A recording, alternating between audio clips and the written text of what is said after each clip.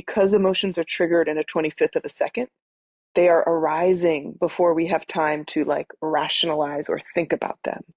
And they do so explicitly to help save our lives.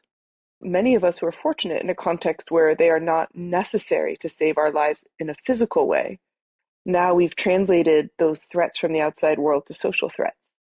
So we may respond to a social media post with the same feeling of threat or anger as we would in an environment where there was an actual saber-toothed tiger, or God forbid, but as case true for many people in the world, bombs dropping around us, right? So we have to actually express ourselves and respond before we have time to think.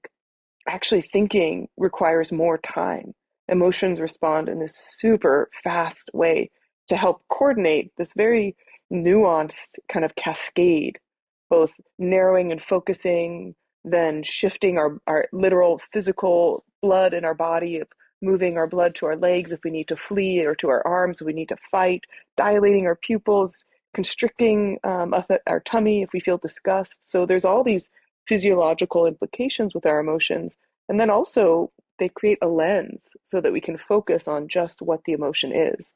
But this is a huge problem, because if I see a post that makes me feel terrified, and then I go and I take, BART, and I'm, headed somewhere, I need to be, everybody around me looks like a threat. Everything I'm thinking about is kind of colored by that. So it's really tricky. And then your second question, so one, the definition of emotion: rapid, outside of our conscious awareness, embodied, also implicating our perceptions of the world and our likely behaviors, how we respond. So very important to recognize that. And many people define emotions as I feel good, I feel bad, I feel positive, I feel negative. But emotions are really created by the trigger, the experience, and the response.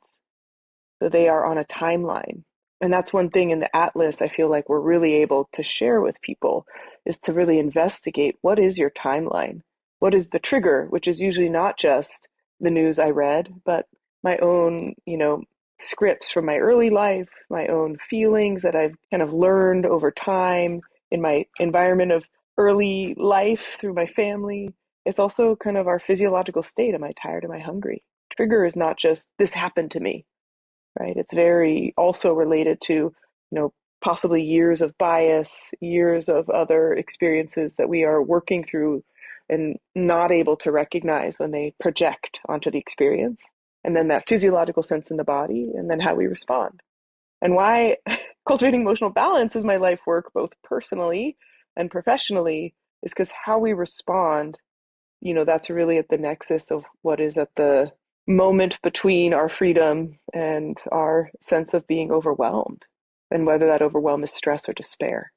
If we cannot respond to our emotions in a healthy, effective, balanced way, we are lost in our stress. We are lost in our despair, just to put it kind of simply.